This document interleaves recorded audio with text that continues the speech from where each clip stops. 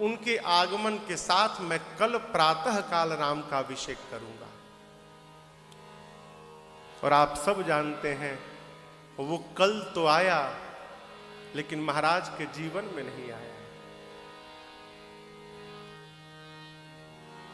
गुरुदेव भगवान को महाराज ने कहा, गुरुजी आप राम जी को जाकर आज रात्रि में किन किन नियमों का पालन करना है उनको उपदेश कर दीजिए। गुरुदेव भगवान राम जी के भवन के पास पहुंचे। द्वार पर गुरुदेव भगवान को देखकर राम जी नाचने लगे। है कहते, गुरुजी सेवक सदन स्वामी आगमनु मंगल मूल अमंगल दमनु। सेवक के घर में स्वामी का आगमन हो गया। इससे अधिक सेवक का दूसरा कुछ मंगल नहीं हो सकता। गुरुदेव आपने कृपा कर दी मेरे पास। गुरुदेव आपको कष्ट हुआ होगा आने में, राम को क्यों नहीं बुलवा लिया? गुरुदेव बोले, लाला मेरा आना आवश्यक था। भीतर ले गए राम जी, दिव्य आसन पर पधराए, पूजन किए। कहे, गुरुदेव आज्ञा करिए। गुरु जी कहे, राम आज रात्रि में आप ब्रह्मचर्य का पालन करेंगे, फल आहार करेंगे, पय आहार करेंगे, आप भूमि शयन करेंगे। राम जी बोले, जो आज्ञा गुरुदेव। क्यों गुरुजी? कह, राम आपके पिताजी कल आपको प्रातः काल युवराज बनाना चाहते हैं। यदि ब्रह्मा जी आज की रात्रि को ठीक से निकाल दिए तो कल प्रातः काल आप युवराज बनने वाले हैं। राम ये बात कहने की क्या आवश्यकता थी? यदि ब्रह्मा जी आज की रात्रि ठीक से निकाल दिए तो है? किसी व्यक्ति की खूब प्रशंसा करिए, धर्मात्मा है, ज्ञानी है, विद्वान है, लेकिन ये जो लेकिन लग गया ना, पीछे जितना कहा गया है सब समाप्त हो गया। गुरु जी ने कहा, यदि ब्रह्मा जी आज की रात्रि को ठीक से निकाल देंगे तो कल प्रातः काल आप युवराज बनेंगे।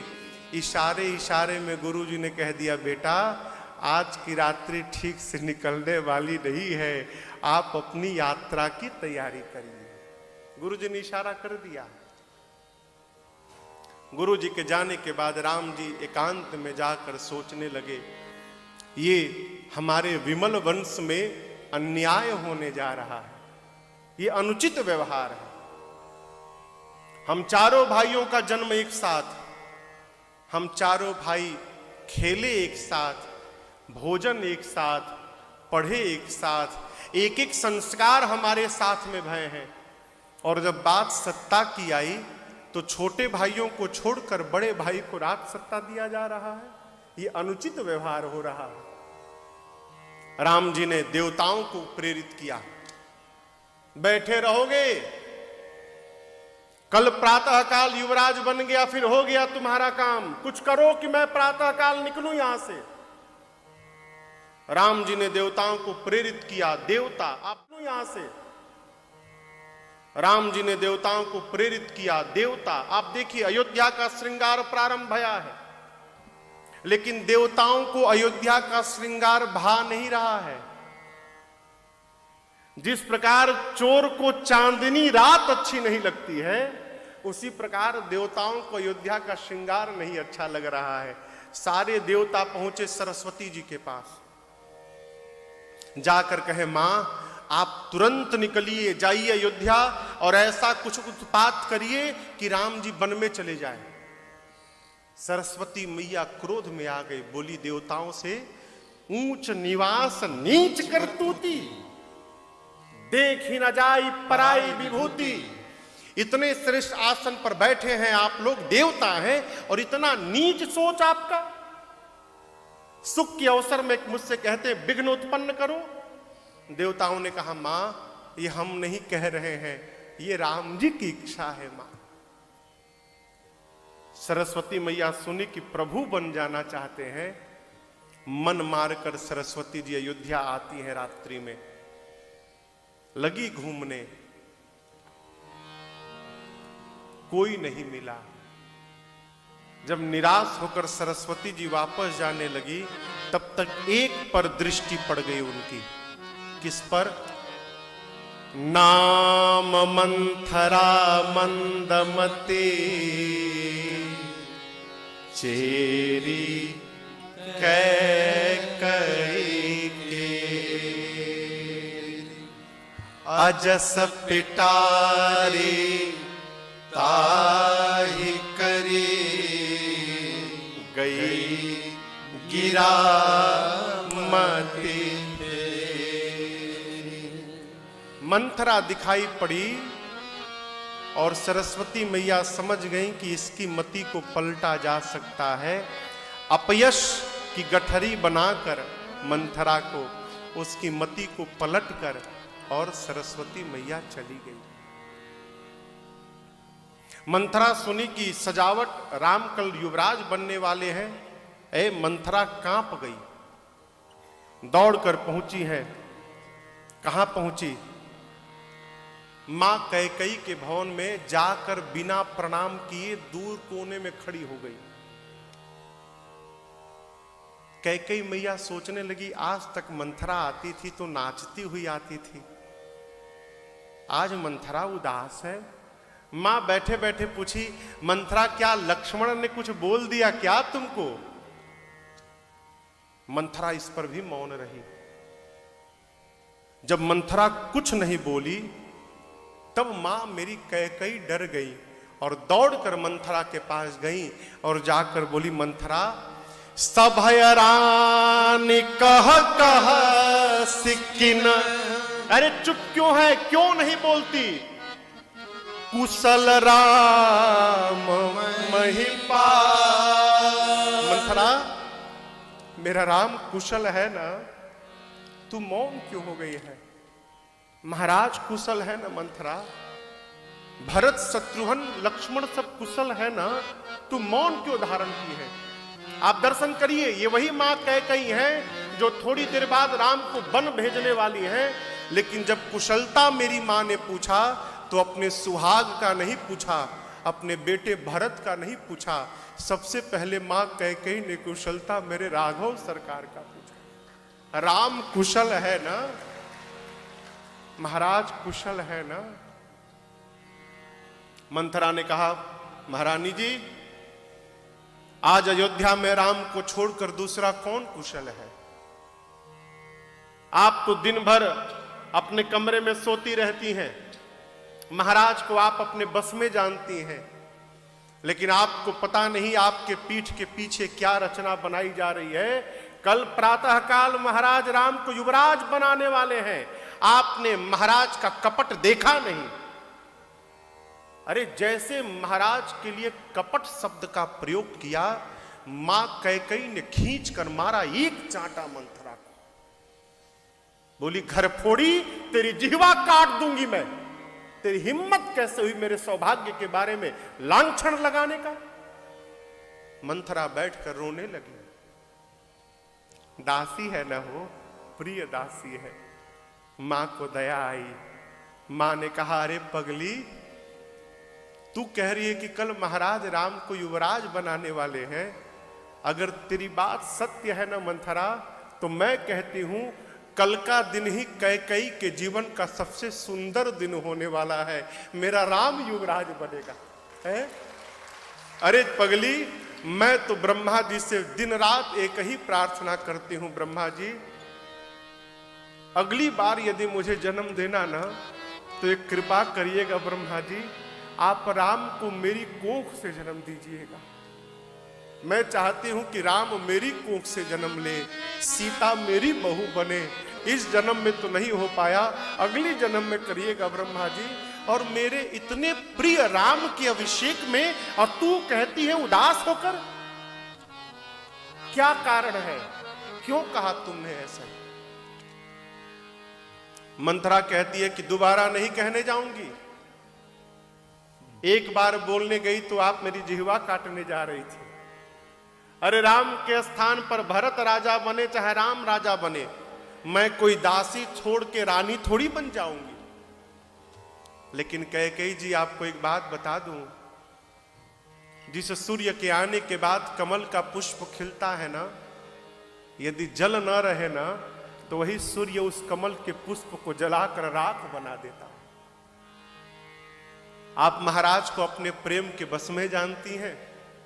महाराज आपको बहुत प्रेम करते हैं, ये कौशल्या से बर्दाश्त नहीं हुआ और आपके बेटे भरत को कौशल्या ने ननिहाल भिजवा दिया और महाराज को बात बात में फंसाकर राम को युवराज बनाने के लिए तैयार कर लिया।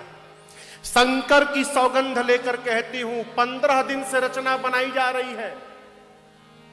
भयउ पाख दिन सजत समाजू। देखिए झूठ बोल गई। ये झूठ बोलने वाले लोग कसम बहुत खाते हैं, बचा जाए। कहती है शिव की सौगंध लेकर कहती हूं, 15 दिन से रचना बनाई जा रही है। यदि मन में कपट ना होता तो आपसे छिपाया क्यों गया? इतनी बड़ी सूचना आपको दासी के मुख से मिलनी चाहिए। अब इसके बाद तो मंथरा ने सैकड़ों सौतों की कथाओं को सुनाया।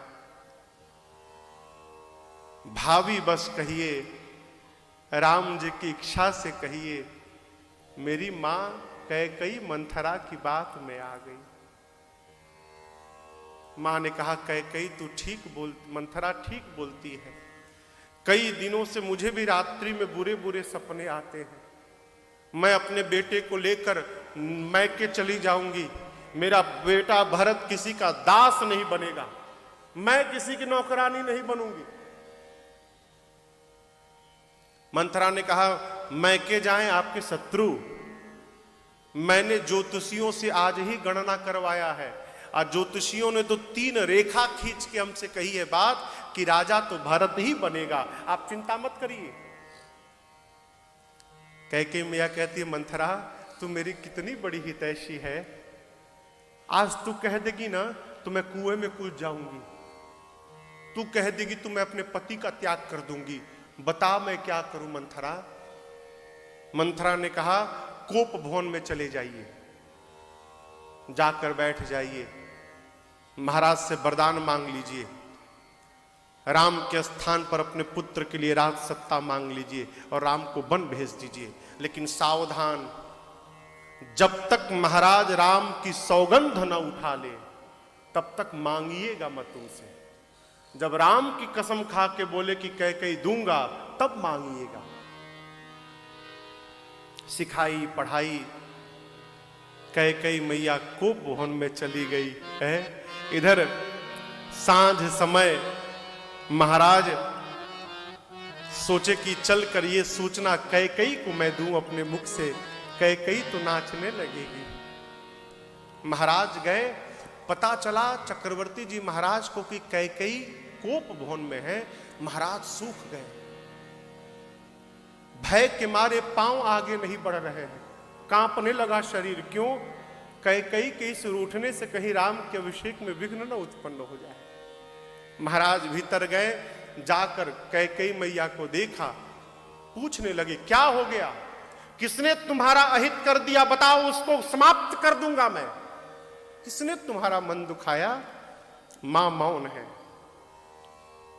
महाराज सोचे कि अगर मैं राम के अभिषेक की बात बता दूंगा तो कैकेयी प्रसन्न हो जाएगी। महाराज ने कहा, कैकेयी उठो, आनंद मनाओ, तुम्हारे मन की होने जा रही है। कल प्रातः काल मैं राम को युवराज बनाने वाला हूं। गोस्वामी जी यहां पर कहते हैं, एक घाव होता है बलतोड़। यहां क्या कहते हैं? बलतोड़ कहते हैं ना, बाल टूटने से घाव हो जाता है, बहुत पीड़ा होती है। गोस्वामी जी कहते हैं, जिस प्रकार पका हुआ बड़तोड़ स्पर्श होने पर जितनी पीड़ा होती है, उतनी पीड़ा कैकेयी मैया को भया जब महाराज ने कहा कि कल प्रातः काल राम को युवराज बनाने वाला। जनु छुई गयौ पाक बरतोरु, मां कांप गई। महाराज ने कहा प्रसन्न होकर मांगो, मैं बहुत प्रसन्न हूं कैकेयी, क्या चाहिए सब दे दूंगा। मां ने कहा देना है करते हैं, मेरा 2 वरदान आज तक बाकी है आपका। देवासुर संग्राम में मां कैकेयी ने चक्रवर्ती जी का सहयोग किया था, जिनके कारण महाराज युद्ध विजय प्राप्त किए। उस समय महाराज ने कहा कैकेयी 2 वरदान मांग लो। मां ने कहा था समय आने पर मांगूंगी। मां ने कहा दे मांगो मांगो करते हैं, 2 वरदान आज तक दिया आपने। महाराज ने कहा कैकेयी बूढ़ा हो गया हूं, भूल गया, तुम भी तो आज तक नहीं बोली थी कभी। अरे 2 क्या 4 मांग लो। राम की सौगंध लेकर कहता हूं कैकेयी, रघुकुल रीति सदा चली आई, प्राण जाई बरु बचन न जाई। राम की सौगंध लेकर कहता हूं कैकेयी जो मांगोगी दूंगा। रघुवंश की रीत है, हम वचन के लिए प्राण की भी आहुति दे देते हैं। जब महाराज ने राम जी की सौगंध ले ली, तब कैकेयी मैया उठकर बैठी, कहती महाराज पहला वरदान, सुनहु प्राण प्रिय भावत जी का, देहु एक बर भरत ही टीका। महाराज मेरा पहला वरदान, कल प्रातः काल राम के स्थान पर आप मेरे पुत्र भरत का राज तिलक करेंगे। अरे राम, महाराज सुने तो कांप गए। अब सोचने लगे दूसरे में क्या मांगेगी, मेरा प्राण तो गए नहीं मांग लेगी। और आप दर्शन करिए, दूसरा वरदान मांगते समय मां कैकेयी का भी शरीर कांप रहा। मां ने अपने दोनों हाथों को जोड़ लिया, कहती है मांगो दूसर बर कर जोरी, पूरवहु नाथ मनोरथ मोरी। प्रभु मैं दूसरा वरदान हाथ जोड़कर आपसे मांगती हूं, मुझे पूर्ण विश्वास है आप मेरे मन के मनोरथ को अवश्य पूर्ण करेंगे। महाराज मौन। कैकेयी मियां बोलना प्रारंभ की। दूसरा वरदान, तापस वेश विशेष उदासी। महाराज सुने कि तपस्वी का वेश धारण करके विशेष उदासीन व्रत का पालन लेकर, अभी आधा महाराज सुने तो सोचे कि लगता है कैकेयी कहना चाहती है कि राम के स्थान पर भरत को राजा बना दीजिए और आप महाराज तपस्वी का रूप धारण करके वन में चले जाइए। महाराज मन ही मन तैयार हो गए, वन चला जाऊंगा। तब तक मां ने कहा आप नहीं, 14 बरिस राम बनवासी। 14 वर्ष के लिए राम को वन में भेज दीजिए।